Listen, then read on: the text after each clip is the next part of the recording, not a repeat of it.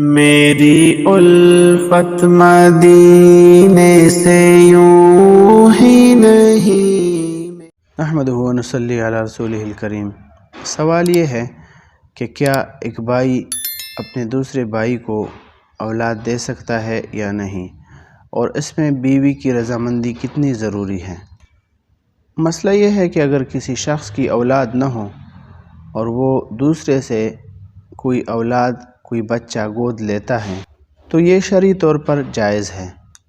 جو شخص کسی بچے کو گود لے رہا ہے تو وہ اس نیت سے کہ وہ اس کی پرورش اور تربیت کرے گا اور اس کو اپنے بیٹے کی طرح رکھے گا اور اس کے اخراجات اور مصارف اٹھائے گا،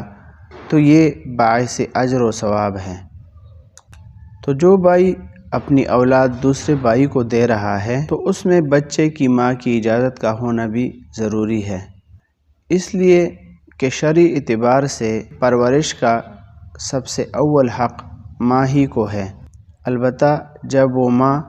کسی دوسرے کو اپنا بچہ دینے پر راضی ہو تو یہ حق کسی اور کی طرف منتقل ہو جائے گا، اور یہ بات واضح رہے کہ اس طرح کا بچہ لے پالک کہلاتا ہے، اور لے پالک بچے کا نسب اس کے والد ہی کی طرف منسوب کرنا ضروری ہے۔ اس کی ولدیت میں گود لینے والے کا نام درج کرنا حرام اور ناجائز ہے۔ ہاں، یہ بات ہے کہ گود لینے والا بطور سرپرست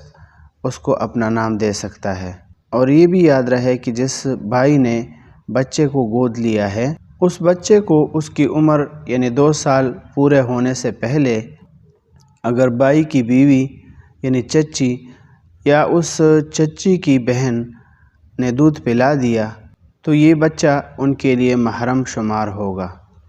یعنی ان کے لیے بڑا ہونے کے بعد غیر محرم نہیں رہے گا۔ اور اگر دودھ نہیں پلایا ہو 2 سال کی عمر میں تو پھر یہ بچہ محض گود لینے سے اس چچی کے لیے محرم نہیں بنے گا، یہ بھی دیگر غیر محارم کی طرح ہوگا۔